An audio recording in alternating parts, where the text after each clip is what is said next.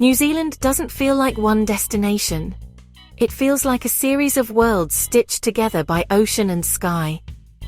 A land where volcanoes steam beside sacred lakes, where glaciers spill from alpine peaks into rainforests, where fjords carve silence into stone, where empty coastal roads lead to beaches that feel untouched by time.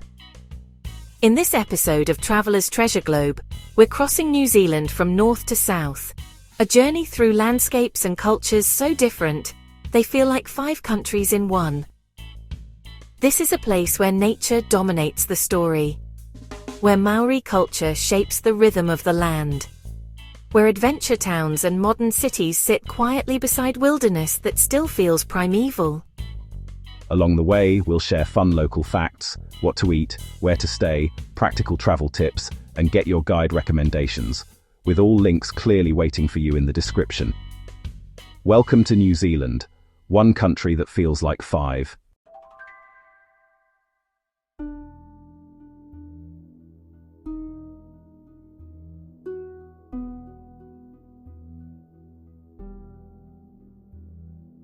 Your journey begins in the North Island, where the land breathes. In places like Rotorua, steam rises from the ground. Mud pools bubble. Sulfur hangs in the air. Beneath your feet, volcanic heat reminds you that this landscape is alive. But this is not just geology, it is culture. This is the heartland of Māori tradition, where stories are carried in carvings, songs, and welcoming ceremonies. Villages sit beside thermal lakes. Forests are treated as ancestors. The land is not owned, it is respected. In the evening, as geothermal steam drifts into the cold air, the world feels ancient here. Older than roads, older than maps. New Zealand sits on the Pacific Ring of Fire, which is why the North Island has so many active geothermal areas. If you've worked up an appetite, try a hang-style meal cooked using geothermal heat.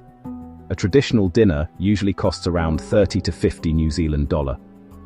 The geothermal areas smell strongly of sulfur. It's normal, but pack closed shoes for walking around steaming ground. Look for boutique lodges or spa-style hotels around Rotorua. Expect around 150 to 250 New Zealand dollar per night for a comfortable stay close to thermal parks. In the description, you'll find geothermal park visits, Māori cultural evenings, and Rotorua nature tours from Get Your Guide. Ideal for understanding both the land and its people.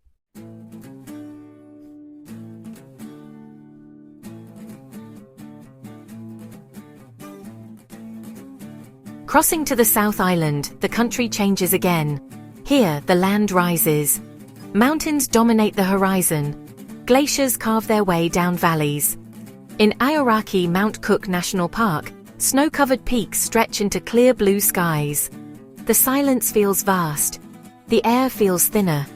The scale is humbling. Glacial rivers glow turquoise below hanging ice fields. Even in summer, cold breath curls into the air at higher elevations. This is alpine New Zealand. Dramatic, raw, and quietly overwhelming. New Zealand's Southern Alps contain more than 3,000 glaciers, although many are retreating due to rising global temperatures. Warm up with lamb shanks or hearty soups in mountain lodges. A filling meal usually costs around 25 to 40 New Zealand dollar. Weather changes fast in alpine regions. Carry layers, even on clear days. Mountain lodges and alpine hotels range from 160 to 300 New Zealand dollar per night, depending on season and proximity to national parks. We've included Mount Cook guided walks, glacier viewpoints, and scenic alpine tours from Get Your Guide in the description.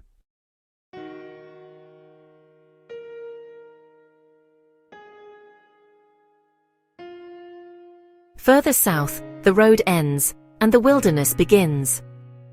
In Fiordland National Park, cliffs plunge into dark water. Waterfalls fall in slow ribbons from cloud-covered heights. The fjords feel carved by time itself.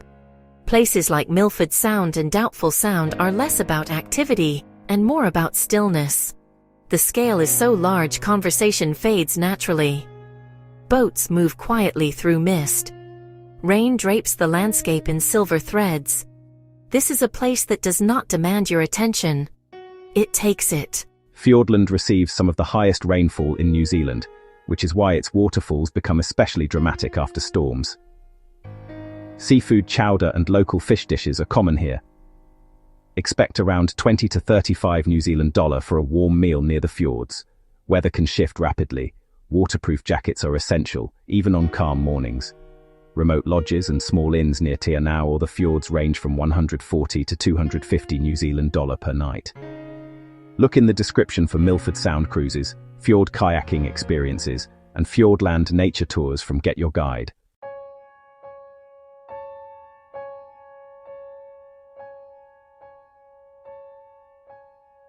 Leaving the fjords, New Zealand opens back toward the sea. Coastal roads trace cliffs above crashing waves. Beaches stretch empty for miles. Seals rest on rocks.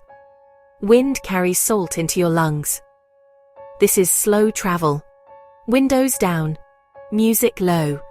The road doing the storytelling. From the Catlins to the west coast, this side of New Zealand feels wild but gentle. Not dramatic in peaks but expansive in horizon. New Zealand has more than 15,000 kilometers of coastline, much of it undeveloped. Grab fresh fish and chips by the coast. A casual seaside meal usually costs around 15 to 25 New Zealand dollar. Fuel stations are sparse in remote areas. Fill up before long coastal stretches. Beachside motels and coastal cabins range from 120 to 200 New Zealand dollar per night. We've linked coastal road trip experiences, wildlife spotting tours and scenic drives from Get Your Guide in the description.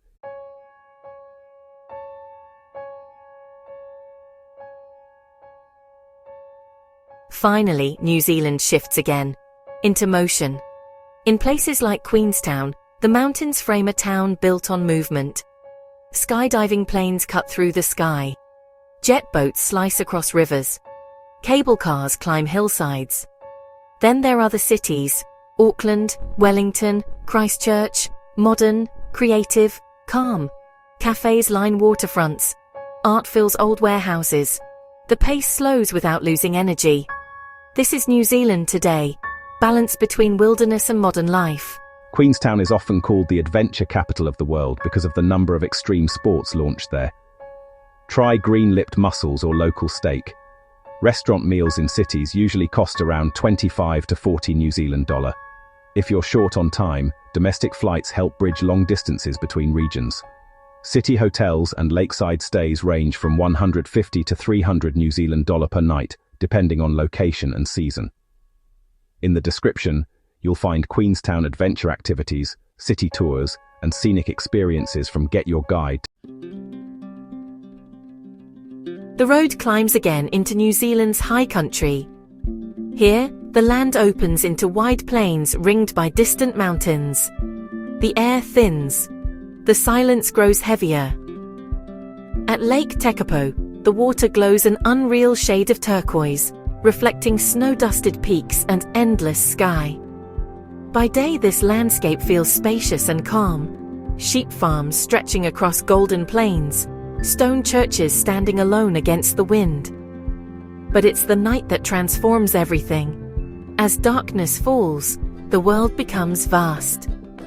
In the Mackenzie Dark Sky Reserve, the stars feel close enough to touch.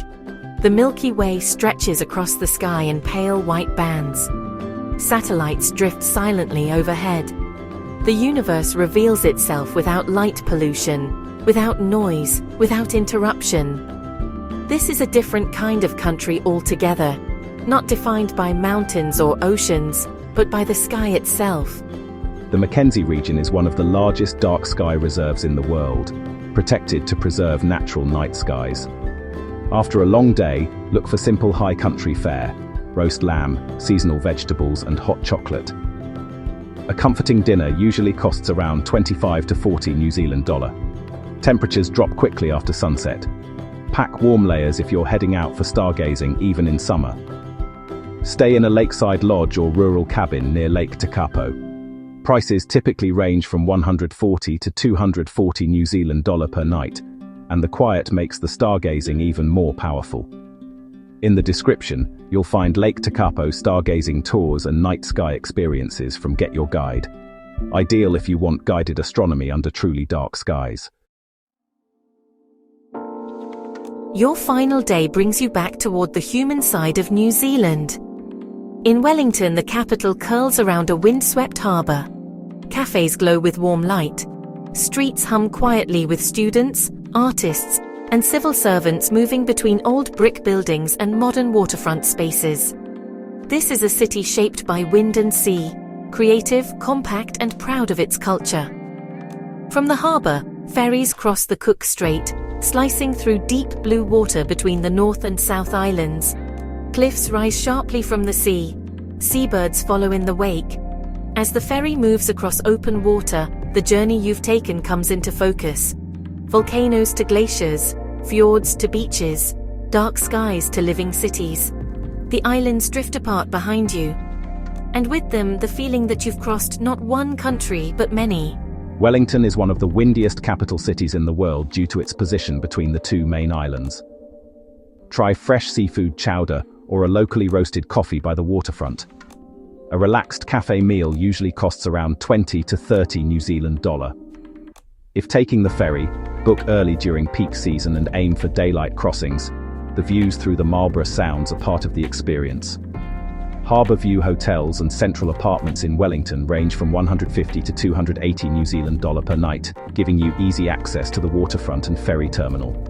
We've included Wellington city tours, harbour experiences, and Cook Strait ferry-related excursions from Get Your Guide in the description to help you wrap up the journey smoothly. From volcanic heartlands to icy peaks, from silent fjords to endless coastlines, from remote wilderness to living cities, New Zealand is not one journey. It is many, layered into one narrow strip of land at the edge of the world. If this journey inspired you, make sure you like, subscribe, and keep exploring with us here on Traveller's Treasure Globe, your passport to unforgettable journeys. All Get Your Guide links for the experiences mentioned in this video are clearly listed in the description below. Until the next adventure, happy travels.